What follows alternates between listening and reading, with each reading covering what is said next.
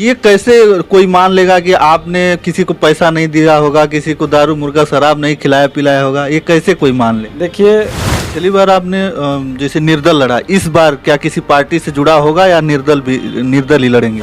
पे कहा जाता है कि चुनाव पैसों के दम पे लड़ा जाता है, आप कह रहे हैं जनता के दम पे लड़ा जाता है। देखिए भी कोई निर्माण कार्य कराने जाइए तो वहाँ दो पक्ष तैयार हो जाता है कि नहीं। 5 सालों में आपने कितने लोगों को आवास योजना से जोड़ा है? मैंने नहीं कहा कि मैं ये रोड बनवा दूंगा, ये नाला बनवा दूंगा, ये करा दूंगा, वो करा। तो हम तमाम उन मुद्दों पर चर्चा करेंगे कि क्या समस्याएं हैं यहाँ की, इस जंगीपुर नगर पंचायत की क्या समस्याएं, उन समस्याओं पर बात करेंगे, क्योंकि ये 5 साल यहाँ पर रहे हैं और इनको बखूबी पता होगा कि हम कितने काम किए हैं और कितने अभी बाकी रह गए हैं। सर, थोड़ा एक परिचय बता दें। लालजी गुप्ता, अध्यक्ष प्रतिनिधि नगर पंचायत जंगीपुर। आपकी पत्नी है? जी, हमारी पत्नी चेयरमैन है। तो क्या क्या मुख्य कार्य रहा जो आपने 5 सालों में बहुत बेहतरीन ढंग से किया है? देखिए, जो हमारे नगर की जो सबसे बड़ी समस्या थी, जो आज तक किसी ने भी नहीं कर पाया, वो था मेन रोड पे नाले का निर्माण। और वो हम लोग ऐतिहासिक काम किए। NH-29 के किनारे दोनों तरफ नाले का निर्माण किया गया। बहुत बड़ी समस्या थी नाला न बनने की वजह से। जो सड़क पे व्यापारी हैं या जो जिनका मकान है, बरसात के दिनों में उनके घरों में पानी जाना, बरसात का, फिर उनके दुकान में पानी जाना, तो बड़ा व्यापार प्रभावित होता था।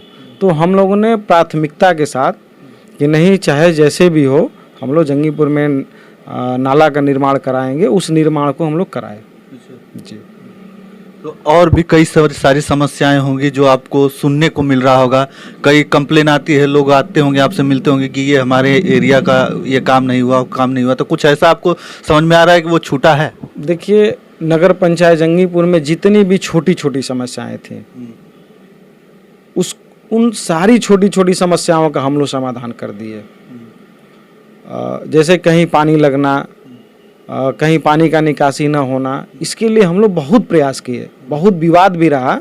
कहीं भी कोई निर्माण कार्य कराने जाइए तो वहाँ दो पक्ष तैयार हो जाता है कि नहीं, इधर से नहीं ये काम होना चाहिए, उधर से वो नहीं होना चाहिए। इसके बाद भी हम लोग वहाँ मेहनत करके, प्रयास करके, जनता को समझा करके उन सारी समस्याओं का हम लोग समाधान कराए। और नगर पंचायत जंगीपुर में यहाँ बहुत गरीब लोग हैं।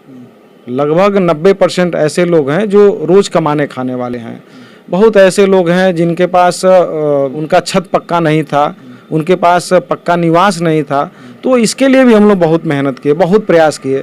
और आज जंगीपुर में लगभग जितने भी ऐसे गरीब लोग हैं जो जिन्होंने कभी सोचा भी नहीं होगा कि हमारा छत भी RCC होगा, ऐसे लोगों के लिए मेहनत करके, प्रयास करके उनको प्रधानमंत्री आवास योजना का लाभ दिलवाया गया।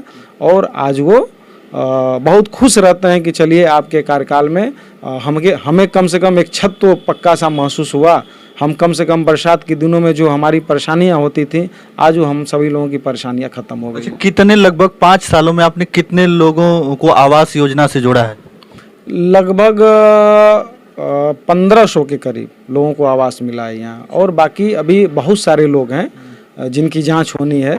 जांच होगी, इसके बाद भी और बहुत सारे लोगों को आवास मिलना है।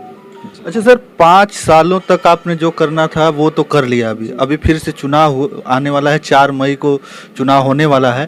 तो अब जो है 5 साल आपको अगर चुन के आप आते हैं तो फिर से कुछ एजेंडा लेके चल रहे हैं कि ये हम करेंगे, जो होती है ना कि नहीं, घोषणा एक तरीके से, तो क्या है वो मुख्य? देखिए, हमारे चुनाव में जो हमारा नारा रहता है, वादे नहीं इरादे। देखिए, मैं वादा आज तक कभी नहीं किया, किसी से भी मैंने नहीं कहा कि मैं ये रोड बनवा दूंगा, ये नाला बनवा दूंगा, ये करा दूंगा, वो करा दूंगा। भाई, कहने को तो बहुत सारे प्रत्याशी हैं, उनसे जो कहिए वो कह देंगे। भाई, चुनाव लड़ना है तो कुछ भी कह देंगे।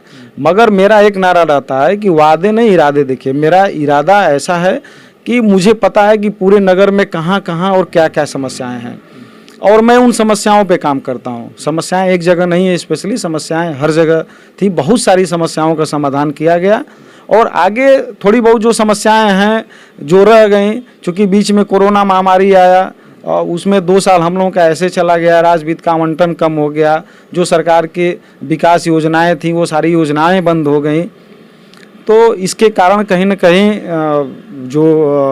जो विकास था कहीं न कहीं थोड़ा बहुत प्रभावित हुआ।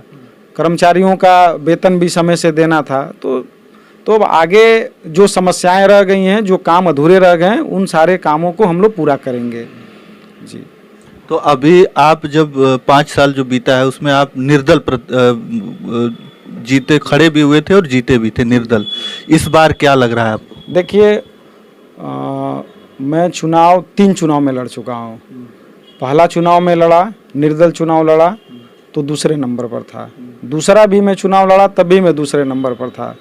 तीसरा भी मैं निर्दल लड़ा तो चुनाव में 950 वोटों से जीता।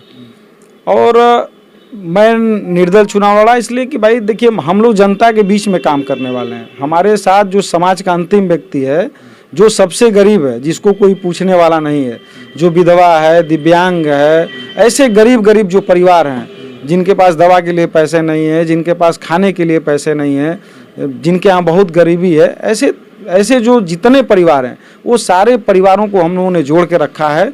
और उनके लिए हम लोग हमेशा जैसी भी आवश्यकता रहती है उसके लिए हम लोग काम करते हैं और उनका हर तरह से सहयोग करते हैं। नहीं, पिछली बार आपने जैसे निर्दल लड़ा, इस बार क्या किसी पार्टी से जुड़ा होगा या निर्दल ही लड़ेंगे?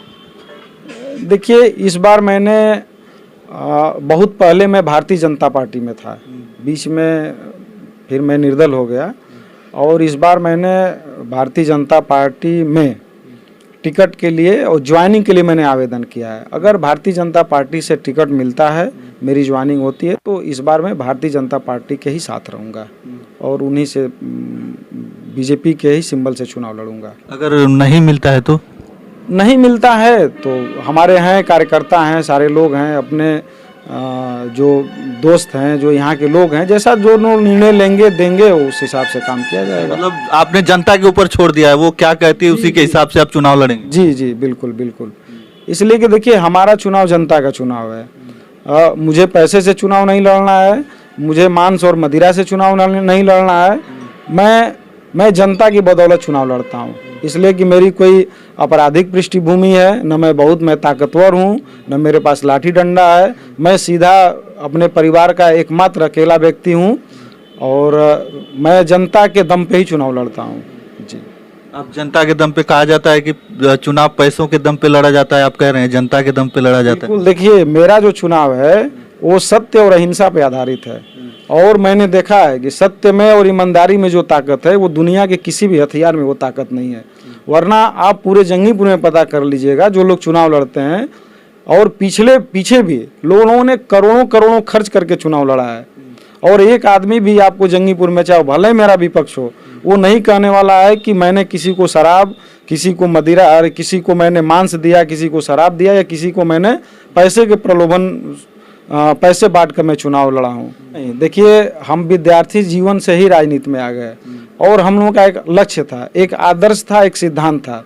मैं 5 चुनाव लड़ा हूँ, 2 सभासदी का, 3 चेयरमैन का, और 5 चुनाव में कोई भी ऐसा व्यक्ति नहीं है जो कह दे कि लालजी गुप्ता ने किसी को प्रलोभन, शराब या मांस मदिरा, बल्कि हम लोगों को जागरूक करते रहे कि भाई आज तो चुनाव लड़ने वाले आपको शराब दे देंगे, मगर कल क्या होगा? कल फिर आप अपने पत्नी का गहना बेचेंगे, अपना खेत बेचेंगे और बर्बाद हो जाएंगे, अपने घर का थाली बर्तन बेचेंगे।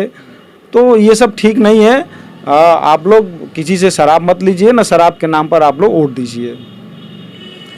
अच्छा, आप कह रहे हैं जैसे लालजी गुप्ता ने चुनाव लड़ा, निर्दल चुनाव लड़ा और जीता, तो ये कैसे कोई मान लेगा कि आपने किसी को पैसा नहीं दिया होगा, किसी को दारू मुर्गा शराब नहीं खिलाया पिलाया होगा? ये कैसे कोई मान ले? देखिए, जब मैं 2 बार चुनाव हारा तो मुझसे भी लोगों ने कहा कि आप जब तक पैसा और शराब नहीं बांटेंगे तब तक आप चुनाव नहीं जीत पाएंगे। और मैंने कहा कि मैं जीवन भर चुनाव हारूंगा, मगर मैं कभी भी पैसा और शराब समाज में नहीं बांट सकता, इसलिए कि मुझे जनता को भी जवाब देना है और मुझे परमपिता परमेश्वर को भी जवाब देना है। ये हमेशा मेरे दिमाग में रहता है कि भाई देखिए, चुनाव जीतना तो बड़ी चीज़ नहीं है, मगर चुनाव जीत करके उस जिम्मेदारी को निभाना बहुत बड़ी चीज़ है। और हम लोग हमेशा समाज के लिए काम किए हैं, हम लोग जीतने हारने का कभी चिंता नहीं किए। और हम कह रहे हैं कि मैं नेता हूँ और मैं ही भाई नेता क्या होता है, समाज को दिशा दिखाने वाला नेता होता है। समाज में जो बुराइयां हैं उसके लिए वो लड़ता है कि भाई ये बुराइयां समाप्त हो, और हम नेता होकर के समाज को बुराई देंगे, समाज में दारू मुर्गा शराब ये सब प्रलोभन झूठ सही ये सब बोलेंगे तो फिर कैसे काम चलेगा। तो समाज में तो भाई बहुत सारे लोग हैं जो पैसे के दम पे लड़ रहे हैं, कोई तो ऐसा व्यक्ति हो कि जो बिना पैसे के भी चुनाव लड़ के दिखाए।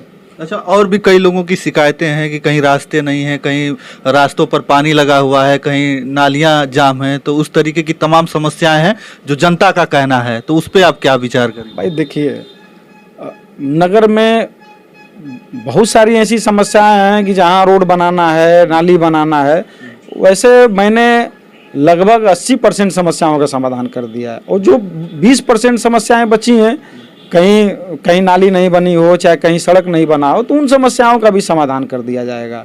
भाई देखिए, संभव नहीं है कि 5 साल में नगर की जितनी भी समस्याएं हैं, यहाँ तो देश प्रदेश में जिसकी सरकार है वो पूरे देश की समस्या ही ख़त्म नहीं कर पाती है। तो ऐसा नहीं है कि हम लोग जंगीपुर में रह के, और वो भी हम लोग सरकार के ऊपर आश्रित हैं। ऐसा नहीं कि अपना कोई स्पेशली बजट है कि हम लोगों को उससे करना है, सरकार पर हम लोग निर्भर हैं, और सरकार जैसा अनुदान देती है, जैसा जिस तरह से मत देती है उस तरह से हम लोग काम करते हैं। अच्छा, आप इस बार का चुनाव जीतने के बाद सबसे पहला काम क्या करेंगे? देखिए, चुनाव जीतने के बाद जो सबसे पहला काम है वो, जैसे नगर में जो समस्याएं बाकी हैं, जैसे कहीं कुछ रोडें जिनका निर्माण नहीं हो पाया, कुछ नालियों का निर्माण नहीं हो पाया, कुछ गरीब हैं जिनको आवास योजना का लाभ नहीं मिल पाया, तो ये सब प्राथमिकता में है, और ये भी प्राथमिकता है कि पूरी ईमानदारी से हम लोग और जनता के बीच में रह के काम करेंगे। जो भी अधूरे काम है उसको पूरा किया जाएगा। चलिए, बहुत बहुत धन्यवाद हमसे जुड़ने के लिए। और हमारे साथ थे इसी जंगीपुर नगर पंचायत के लालजी गुप्ता जी, और इनकी पत्नी यहाँ के चेयरमैन हैं वर्तमान में, और अब जो है फिर से चुनाव होने वाला है। तमाम सारी मुद्दों पर बातें हुई, तो आपका क्या विचार है? इन्होंने तो अपना जवाब दे दिया, लेकिन आगे आने वाला भविष्य क्या कहता है? फिर से ये चुनाव जीतते हैं, इस बार निर्दल फिर से लड़ते हैं या किसी पार्टी से जुड़ते हैं, वो तो देखने वाली बात होगी। और 4 मई को अब जो है चुनाव होने वाला है, तो और फिर भी मुलाकात होगी। अभी तो इनसे बात हुई है, अभी इनकी धर्मपत्नी है जो प्रत्याशी के रूप में आएंगे, तो फिर मौका मिलेगा तो उनसे भी बातें होंगी। तो चलिए, बस इस वीडियो में इतना ही। और अब जो है हमारी चुनावी चर्चा इस नगर निगम चुनाव को, नगर निकाय चुनाव को लेकर होती रहेगी। तो चलिए, बस इस वीडियो में इतना ही। अगली वीडियो के साथ हम जल्द उपस्थित होंगे, तब तक के लिए धन्यवाद। जय हिंद, जय भारत।